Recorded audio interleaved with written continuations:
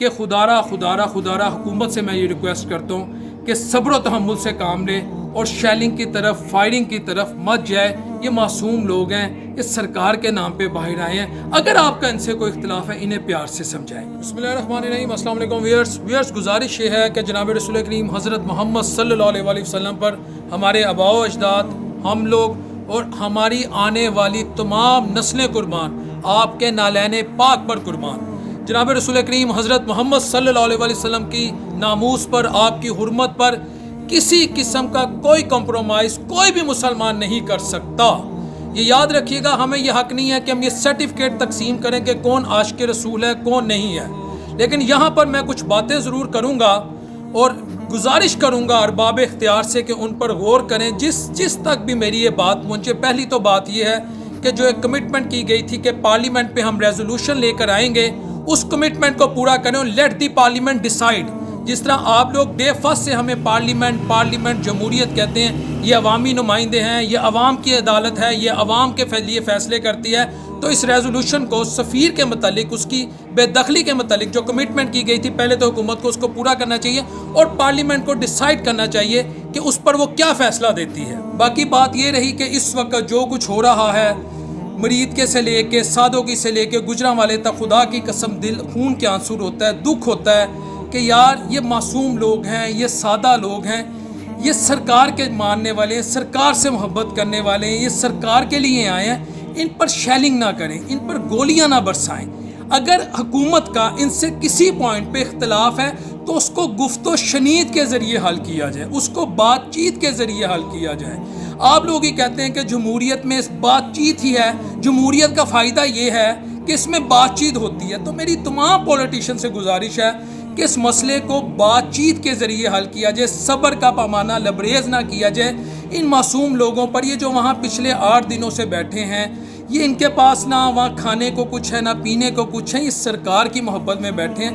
ان پر shelling نہ کی جائے، ان کو شہید نہ کیا جائے، یہ میری گزارش. اور دوسری طرف میں تحریک کے کارکنان سے بھی ہاتھ جوڑ کے گزارش کروں گا کہ آپ سرکار کی محبت میں، سرکار کی حرمت میں، سرکار کی ناموس کے لیے، سرکار کی عشق میں باہر آئے ہیں. میں ہاتھ جوڑ کے آپ لوگوں سے ریکویسٹ کرتا ہوں کہ آپ نے بھی جوش میں آ کر، غصے میں آ کر، ری ایکشن میں کوئی ایسا کام نہیں کرنا جو جناب رسول کریم صلی اللہ علیہ وسلم کی تعلیمات کے منافی ہو.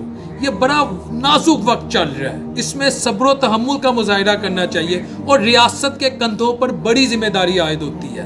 ریاست کے بچے ہیں، ریاست کو چاہیے ان کو تھرو گفت و شنید اس مسئلے کا حل ڈھونڈا جائے، ایسا حل ڈھونڈا جائے جس سے میرے سرکار کی ناموس، ان کی عزت پر کوئی آنچ نہ آئے. جو مذہبی جماعتوں کے لیڈران ہیں، جو مذہبی اسکالرز ہیں، ان سے ہاتھ جوڑ کے ریکویسٹ کرتا ہوں، آپ لوگوں کو اللہ رب العزت نے اس لیے عزت ادا کی ہے کہ آپ نے مدینہ پاک کا نام لیا، آپ نے مدینہ شریف کا نام لیا، آپ نے نبی علیہ الصلوۃ والسلام کا نام لیا، آپ نے اسلام کی بات کی، آپ نے سرکار کی بات کی، آپ نے صحابہ کی بات کی، آپ نے اہل بیت کی بات کی.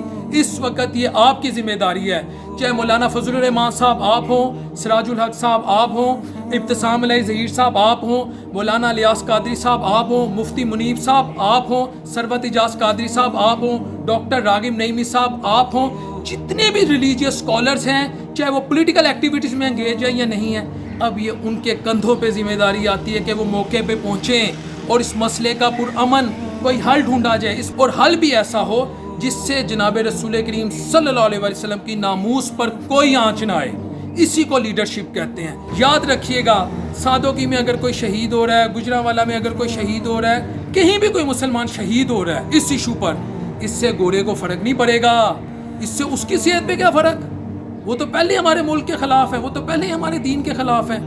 اگر ہم ان کو ڈینٹ ڈالنا چاہتے ہیں، یہ میری بات یاد رکھیے گا، ہمیں ان کی اکنامک پروڈکٹس کا بائیکاٹ کرنا ہوگا، ہمارے ریلیجیس اسکالرس کو بھی کرنا ہوگا، ہمیں بھی کرنا ہوگا، اور ہر اس بندے کو کرنا ہوگا جو نبی پاک صلی اللہ علیہ وسلم کا کلمہ پڑھتا ہے. یار 22 کروڑ عوام ہے، اگر 15 کروڑ عوام بھی وہ پروڈکٹس لینا چھوڑ دیں اس ملک فرانس کی اور اس کے حواریوں کی، تو مجھے بتائیں کیا یہ پیروں میں نہیں گر جائیں گے آپ کے؟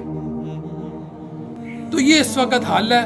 تو میری ریکویسٹ ہے ہمارے اینڈ پہ ہم ان کی اکنامک پروڈکٹ کا بائیکاٹ کریں، کیونکہ گورے کا دین ایمان پیسہ ہے، گورے کا دین ایمان اکانومی ہے، تجارت ہے.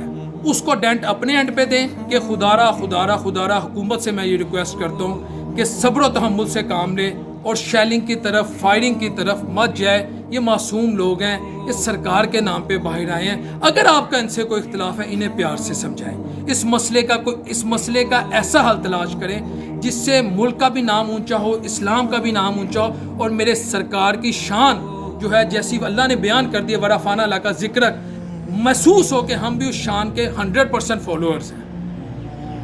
اگلے پروگرام تک لے اپنے ہوسٹ محمد ڈاکٹر بلال شفیق کو اجازت دیجیے. اللہ نے کے